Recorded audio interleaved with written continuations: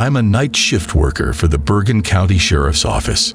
Since joining the police 2 years ago, the only crazy things I've witnessed are a few drug busts at night, a few robbery calls, and a few assault calls.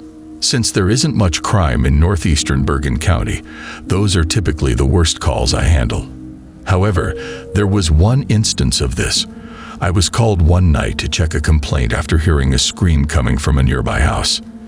Typically, a call such as this might indicate a family conflict, or even something as trivial as individuals intoxicated and very noisy. But none of the lights were on when I got there, so I had to double-check that it was the right house. Though it was a blue Toyota Sienna minivan, a car was in the driveway. I walked over to knock on the door several times since someone was home. My neighbor must have noticed my automobile because he came over and claimed to be the one who called the cops. He informed me that he heard a spine-tingling scream coming from the house and that although the woman lives alone, she occasionally has her boyfriend over, which makes things a little more worrisome. Now that the doorknob was locked, I tried it. I then proceeded to explore the entire house, attempting each and every window, all of which were locked. However, one of the windows in the backyard had already been fully slid up. Sufficient for an individual to overcome this was concerning. All the other windows were shut. After receiving confirmation that I could return to the scene, I climbed through the window and entered the residence. I began turning on every light in the house, starting in the kitchen and moving through to the living room. Yes, as you see in movies and television shows, it is advisable for police to switch on the lights when they are examining a building. I tried to reassure the woman that it's okay by calling out to her, that they merely do this for suspense. But there were police here at the time. Other than the fact that she was reportedly screaming, I was still unaware of the precise circumstances. No matter how loud the sound, there was no reply.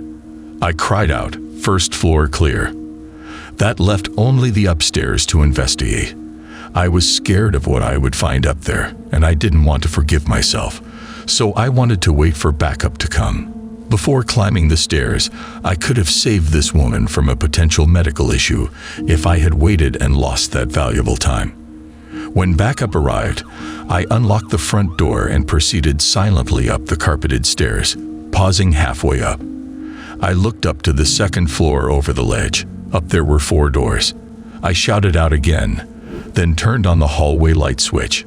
Something sounded like a creak coming from behind one of the doors. She therefore had to be indoors. I opened the door to find myself in a bedroom. Although the light was out, there was enough light coming from the hallway to see a woman curled up under the blankets. I approached her to make sure she was all right after noticing the back of her head. However, as I got closer, I saw dark stains that had seeped into the side of the cover that I was unable to see from the door. When I pulled the covers off the woman, I saw that she had been stabbed several times and that the blood was on her. She was still alive though, so I took my walkie-talkie and reported a stabbing, calling for help right away and an ambulance. The brook I had heard minutes earlier became meaningless. If this woman was unconscious when she was put in the bed in this manner, someone put her in the bed. I most certainly looked around the room while doing a 360-degree spin. I immediately thought to check the closet because it was there, so I drew my revolver and took 5 seconds to gather information there. The guts to yank the door open, and when I did, nobody was inside. I thought the bed I was on my knees and was level with the bottom of the bed as I turned around once again to look at the bleeding woman in the bed. I pulled up the bed sheet covering the bed's bottom, and a man with a face mask covering the lower portion of his face was directly in front of me. I cried out, "Show me your hands." He reached as high over his head as he could with his hands, slowly. As I stood up, I told him to carefully come out from under the bed and check to make sure he didn't have the knife. He was ordered to stand in the corner with his hands raised until I arrived. When he may have any weapon on him, I wasn't going to try to handcuff him in there by himself. When backup arrived, I called them to let them know I was expecting them upstairs. Only then did I take the man into custody. Shortly later, an ambulance arrived, and the woman was taken to the hospital after surviving 6 stab wounds. Nothing too shocking, I thought, considering the man who did it was actually her lover. Honestly, the man must have lost it when she broke up with him over the phone, when he phoned her about discovering that she had cheated on him with his friend. All I can say is that I'm very glad the woman lived. My closest friend's uncle, a police officer in our city who works the night shift, told me this story. Mike, the uncle of my closest buddy, went out on his nightly patrol with his partner Steve around a year ago. They are both veterans of the Army and have been working together for years. Thus, they are calm, level-headed individuals who are ideal for positions as police officers. They didn't really expect anything unpleasant when they received a call from an apartment complex landlord complaining about one of his tenants. They get calls like that all the time. They decided to check what was going on, and when they got there, the landlord met them outside. The landlord thought it strange that everyone from the complex was standing outside in the grass at 1 or 2 in the morning. Mike and Steve went on a tirade about how their neighbor seemed to be crazy and had turned on all the water in his unit. He was a 30-something guy who had been acting strangely lately. I determined they needed to enter and conduct a welfare check after noticing water coming out of the front door. The man was dripping wet as they walked through the lake. The building was obviously being flooded by the stairs, indicating that the water must have been switched on for hours in order to achieve this. They scaled the 2nd story and knocked on the door after sustaining this kind of harm. The tenant's name was Adam. The owner informed them, and they hammered on the door, yelling his name. After a few minutes, no one answered, so they broke down the door. This is where the water was rushing out of. When they did, they saw Adam standing over every sink in his kitchen. Water was streaming from a hose outside, the bathroom's shower and toilet. Adam was standing there shivering, and his eyes were huge, as if he was afraid to tell Adam what was happening. "How are you doing?" Mike inquired as his companion, Steve, moved deeper inside to examine everything. To make sure no one else was in the flat, Steve went into the bathroom to turn off the water. Mike walked carefully toward Adam, who was trembling so badly that he wasn't even looking at him. When he came closer and closer, people asked him what was wrong, and at last he stammered out that there are people inside the walls. At first, Mike didn't hear what he was saying, but as he drew nearer, Adam began to hear it louder and clearer. He became so wound up that he was practically yelling because of the people in the walls. After entering the bedroom, Steve turned on the light and began tidying up when he looked in the closet and saw something. A barely perceptible line was drawn across the wall.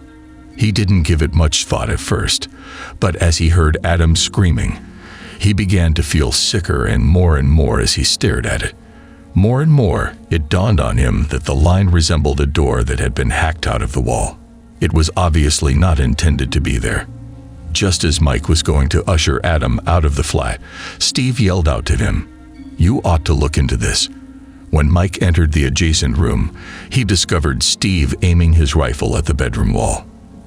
Adam began to scream in the rear room as they both approached the door with their pistols raised, obviously terrified off. They both paused as 3 sets of eyes peered back at them from behind a piece of wall that Steve had hurriedly pulled back. In this small opening in the wall, 3 people were crammed together, their faces daubed in strange designs. Steve and Mike both gave the order to leave and put handcuffs on one another. Backup had already come by then, and Adam was escorted out of the area by a few more police officers. They convinced the 3 individuals on the wall to believe they belonged to a bizarre sect in the woods. Adam was being enticed to join them. He turned on all the water in an effort to drive them out of his own house, but they preyed on him because they knew he had a history of mental instability and tried to frighten him. Mike and Steve claimed that this was the most unsettling call they had ever been on to this day.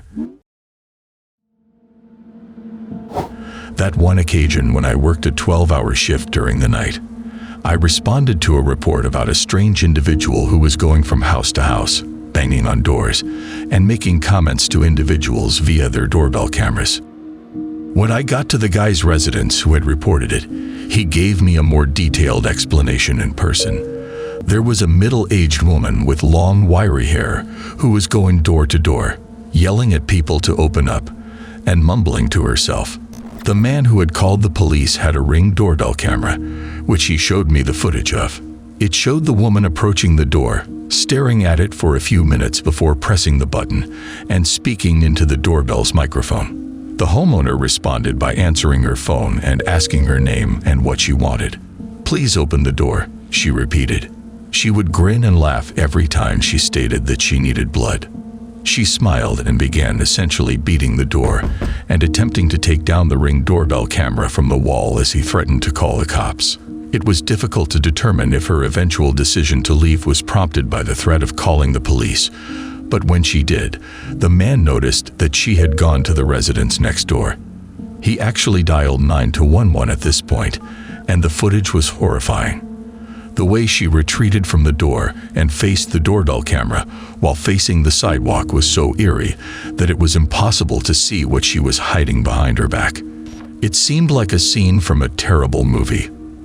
There were 2 or 3 more units on this the entire time. I'm currently searching for the woman by driving around the region. Now, it was essentially a small-scale manhunt with the description of a potentially armed and violent woman being used. I rapidly made my way around the surrounding houses on foot. After that, I got back in my car and began policing the area. However, none of us were able to locate the woman. And soon after, we learned that someone had called 911 to report a break-in nearby. The caller was hiding in their upstairs bedroom when someone broke into their home brandishing a firearm. In addition, the caller had a doorbell camera, so he was able to witness the woman entering the house through the front door, but not before briefly staring into it. Once more, I reached the residence roughly at the same time as another unit. The front door was unlocked, so it was simple to get inside the house. Since we had no idea how dangerous this woman was or what kind of weaponry she may have, we had to enter cautiously and with our rifles drawn. There was a scream for assistance from upstairs as soon as we entered the foyer, and it was obvious that the police were there. I told the invader to come out with her hands up, and another officer joined me. Like in any circumstance with armed criminals, my adrenaline was pumping. The cries for aid guided us to the master bedroom as we dashed up the stairs. The bedroom door was unlocked and opened by the spouse. The couple's husband was still in the bedroom when we went upstairs, sitting and hiding there. Since the woman had entered the residence, they claimed that they didn't hear her depart, and that just a few minutes earlier, she had been scratching and hammering at the door. Not to mention descend the stairs. We had to search the upstairs and all the other rooms for her, as well as the completely dark bedroom in the corner. Though we couldn't see her, the sound of her cackling startled us to the core. When I turned on the bedroom light, she was already seated on the bed, grinning and staring at me. She had a large knife in her hand, dripping with blood. She had just cut one of her wrists, so the blood on the bedsheets she was sitting on was her own. She realized that she needed blood when she saw herself on the first man's doorbell camera. It wasn't until we saw the small doll nestled between her legs that we realized who she was referring about. It was a doll for a young child, smeared with the woman's blood. We had our firearms out and were yelling at her to put down the knife. There was obviously something seriously wrong with her, and it didn't seem like she was amenable to reason. She just laughed and continued to repeat what she was saying. Although it could be done, we nonetheless gave it a shot. "Who is this?" I asked her. She kept making references, attempted to be kind to her, telling her that she didn't have to kill herself or anybody else, and that we were here to support her. But all she did was stare at us, mostly at me, laugh, and keep muttering incoherent phrases. I became more and more anxious. I was aiming my gun at the enormous knife she was holding, wondering if it would be safe to blast it out of her hand. Neither of us anticipated what would happen next. With her knife up in the air, the insane woman leaped off the bed and growled as if to attack me. I shot at her twice, hitting her in the arm both times, despite my best efforts to keep my sight on the knife, because that was the only way I could have reacted at the time. I did not anticipate her to stand up all of a sudden. She screamed and sobbed, dropping a knife and clutching her arm. We used this opportunity to take her down and handcuff her. Before she bled to death in the hospital, we had to call for an ambulance to take her quickly. Later, after being taken to a nearby jail, she was judged not guilty of all counts due to her insanity. She is a patient at my city's mental institution right now. Everybody involved in this incident had to endure unspeakable horrors, from the couple who nearly became victims of her in their own home to the couple who were terrified to open their doors to me and the other officer who arrived on the scene before she was taken into custody. The horror was unfathomable. Of my 10 years as a police officer, it was the scariest thing I had ever done.